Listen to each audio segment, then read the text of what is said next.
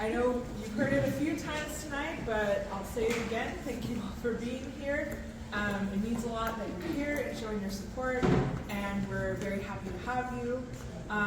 We've reached the point in our evening where it is time for a tour of the show with our very own team council.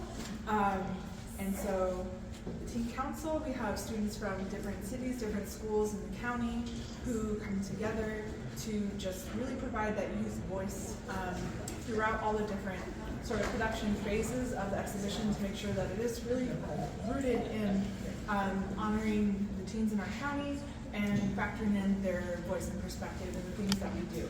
So it makes perfect sense that they would join us here tonight for a tour. So this year's theme is Dreamscapes. This was co-created with the fall 2024 cohort. Two of our students here, Jasmine and Clara, were part of that cohort that helped sort of develop that concept. It was fun for me because that was our first, or at least my first time, being in that theme creation phase with the team council. And it's a very fun process because just spitballing ideas, sharing quotes, different words, concepts, and just seeing what sticks. And this idea of dreams and dreaming really kind of rose to the top, and there was some excitement around it, and it just seemed clear that that was sort of the direction for us to go in. And I remember when we were trying to sort of pinpoint a title specifically, the word Dreamscapes came out, and it was just kind of like, yes, that's it. And it was very easy to get consensus for that. So the theme kind of made itself, but we liked Dreamscapes because it can be taken in so many different directions. And you see that throughout this tour, and the students took time to sort of create different themes distributed throughout the gallery space pertaining to the greater theme of Dreamscapes. And it's just interesting to see the different conversations that the pieces have with each other when they're sort of organized in this way. And the students will, once I'm done doing the introduction, we'll take us on a little stop at each station and share their thoughts on some standout pieces. And I'm just very happy to work with them. It's fun to just hear their insights and just see what resonates with them. And without further ado, we're going to get started, and Jasmine's going to take us to our first piece. Hi everyone, like Constance said earlier, my name is Jasmine Vidio. I'm a high school senior currently from San Jose. If you look around this section, this first area of the museum, over here we have pieces created more towards the theme of like nightmares. And over here we kind of have a transition to pieces more related to like political themes and like historical ideas. To me, the piece that stood out the most was this piece right here. It's by Tara Krishna. It's titled Shikani. And essentially what made it pop out the most to me was if you look around the area again, we can see a correlation of sort of like darker hues and more like solemn emotions around this area. But when I see this piece, it really stood out because we can see that the artist utilizes a lot of very vibrant colors, which kind of juxtaposes this area over here. A fun fact about this piece is that the artist took inspiration from this Hindu temple that was I think it's hundreds, maybe thousands of years old. And it's a temple that was essentially carved out of a cliffside. So the artist makes it kind of a main point of the piece to reflect on the resilience of this temple, seeing that how the temple has withstanded like the harshness of the elements basically. And the artist kind of reflects on the resilience of this temple versus their own like personal resilience as a trans youth in America, and kind of like overcoming the hatred spewed towards like their community and society. And this piece relates to the overall Dreamscapes theme, sort of how the artist makes it a point to kind of explain how dreams are like a safe haven and sort of like a vessel of hope, which we can see from like the resilience of the Kailash temple. And basically that's all I wanted to point out about this piece over here. Thank you. And we're going to transition right over here. If you guys turn around to the cultural identity. Hi, my name is Serena Moore, and I'm a junior at Los Gatos High School, just across the street. and I'll be taking you through the cultural identity section of this tour. So often cultural identity connects to our dreams and is shaped by the people and places around us, but for some it can be defined by the sense of like displacement and uncertainty. And one piece that really captures this struggle is Home by Caroline Tomas. Caroline has a mixed background. Her mom and her grandmother are from mainland China, while her father is Portuguese. And growing up in China, she often felt kind of disconnected to this Chinese background, especially because she didn't look fully Chinese, and a lot of kids would kind of point this out, which obviously made her feel worse about it. One thing that I really liked about this was her intentional choice of materials. The background and the figures with her mom and her grandma are washed on watercolor paper, and it's like it's approached with a lot of color and familiarity. And this is contrasted with Caroline's depiction of herself, and she's painted herself monochrome with acrylic on acrylic sheet, and it kind of gives this like ghost-like figure, which symbolizes how she always is dreaming for a place of belonging. While I think this piece is very personal to her, it also embodies a kind of universal feeling that a lot of mixed people feel. So I think that's what I really liked about this. We'll be transitioning to Florence's piece in the next section. Hi everyone, my name is Florence Lay and I'm a senior at Monte Vista High School. So I'll be taking you guys through this leg of the tour, and the section right here closest to me on this corner talks about inner turmoil, while further down those pieces talk more about isolation. So I want to recognize a specific piece that is my favorite in this corner, and this is Insomnia by Mia Kihita. It's minor reduction on ink, and it talks about how insomnia is an often overlooked condition. And the artist themselves talks about it in a way that it stems from an overactive mind caused by nighttime anxiety, and also further connects that to their own struggle, where they sometimes struggle to reconvene with the present while still being fearful of what's happened in the past. And specifically with lino reduction and printmaking in general, there was a big growth this year in ArtNow, especially with this piece over here. Coincidentally, there's another printmaking piece made by a freshman, and in the entire exhibit, there are 6 total pieces. And what's really interesting about lino reduction and printmaking is that with getting the multiple colors, the artist had to etch multiple times on a linoleum block and continuously roll on the ink to get the different colors. And with that, when you etch, you can't really go back in time. So every etch right here, I would say, is very intentional, and it leads to a really compelling mood because of the cartoonish quality. If you take a closer look with the hand and also the face, there's a lot of expression there and a lot of interest, which I really like about this piece. And now I will be taking you guys, Judith will be taking you guys over to buildings and pieces with the nature dreams. Okay, hi, my name is Judith. I'm a junior at Los Gatos High School, and I'm going to be talking about this piece right here called Punch of Visions by Isha Gosh. So this piece is focused more on like the nature of dreams, and this wall is focused on like whimsical themes and like more light-hearted stuff. So this piece, this arch figure in the middle, is supposed to represent that multi-dimensional aspect of dreams and like the bridge between reality and kind of false dreams. And so this figure on the left is a kaleidoscope and a girl sleeping, and it's supposed to represent that kind of complex nature of dreams, but also how they can be unsettling sometimes, and not always as comforting as we might think they are. And so this dream catcher and this person on the right is supposed to represent the comfort we seek, not only in dreams, but also in reality, where things can be a lot more chaotic. So what really drew me to this piece is not only its presence on this wall, but also every like detail in this piece. There's a lot of symbolism.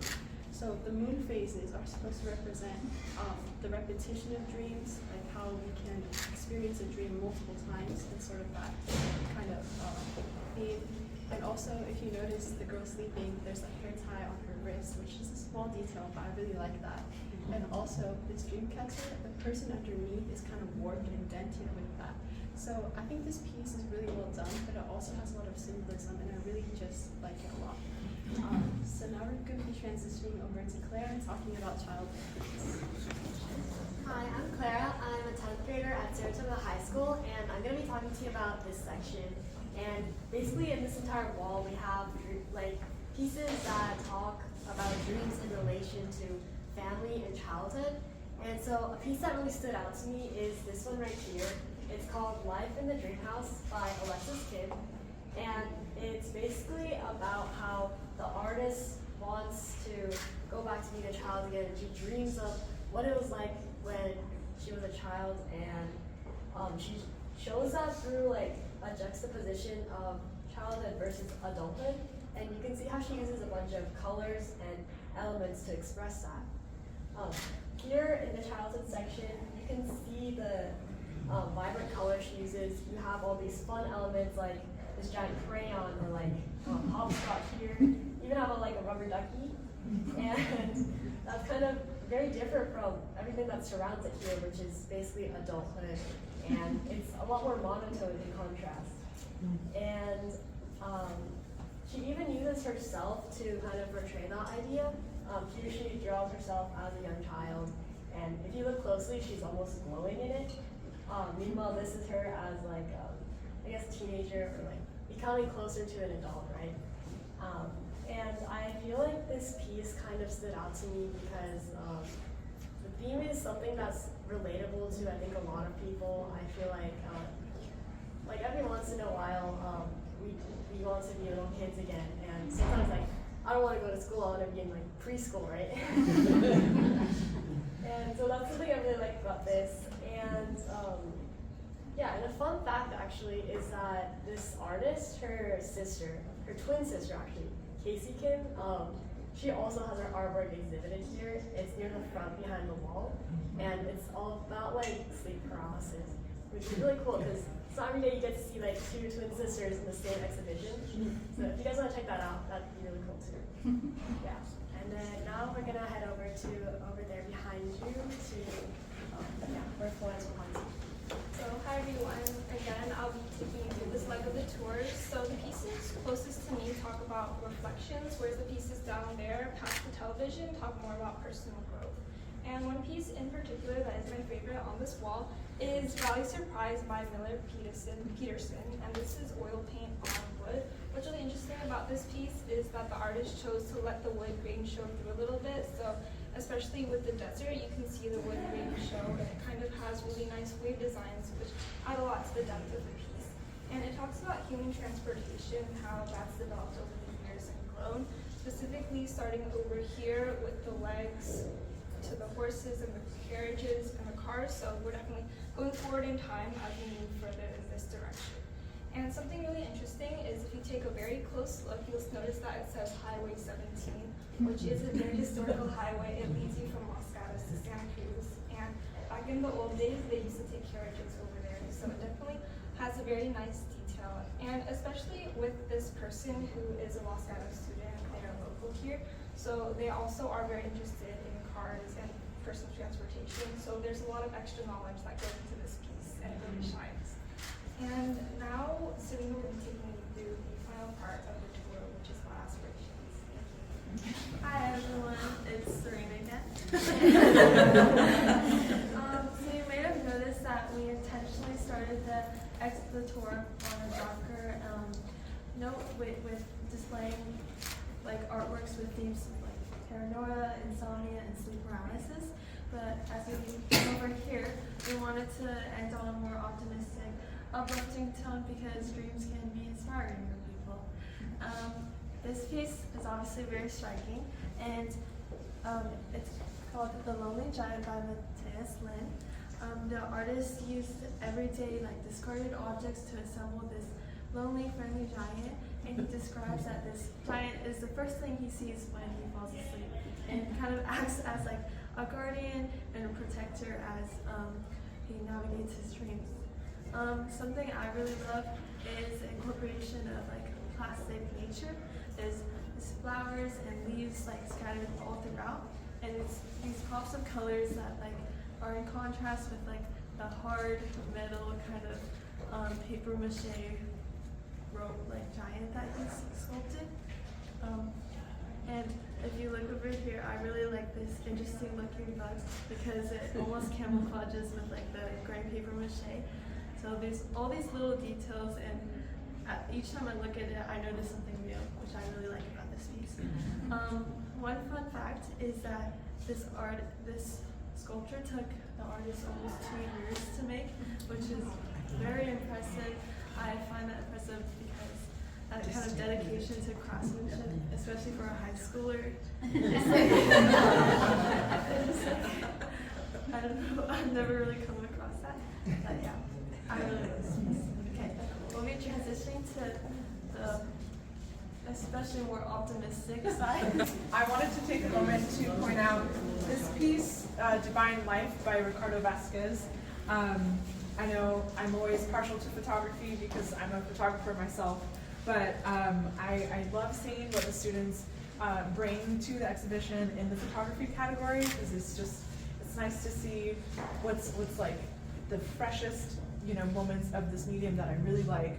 And this photography submission we received really stood out to me because I really quite liked that. I couldn't quite tell what it was a photograph of, and I feel like, so often, sometimes, I feel like sometimes there's this assumption that something that's very representational is good art, but I like when somebody isn't clearly representing anything obvious, because it invites you to sort of think about the mood of the piece and the atmosphere. And this piece I felt kind of transported when I was looking at it. It has such an ethereal, sort of soothing feeling to it, and I was so intrigued by that. And I thought it was such a sophisticated photograph from a teenager, and it just made me really excited about what sort of photos and what kind of style this photographer is going to have in the future as they evolve in their practice with this medium. And I thought their statement was interesting too, because they talked about how this image is sort of representational of what they imagine what an afterlife feeling might feel like and look like. And I thought that was a very interesting idea to bring to this theme too, that you can sort of dream about a life beyond this one, and what would that feel like, what would that look like. And I thought this was just such a really an abstract but like mature and interesting interpretation of the theme. So this one really stood out to me, and so I just wanted to give it a little nod because I thought it was really special. I mean, they're all incredibly special, but I really like this one. So, and I know it's little, so you might after this tour maybe take time to get up close and take a look at it. But truly, there's so many standout pieces in this show, and they all deserve time to get up close into the nitty-gritty and enjoy all those wonderful details. But yeah, so we've moved through that whole journey of the sort of more grim nightmares and spooky stuff, and then turning the corner literally and figuratively onto a more sort of optimistic interpretation. So just to sort of highlight the variety of what can be encompassed within dreams and dreamscapes. So thank you for coming with us on this tour, and this is the conclusion of the tour.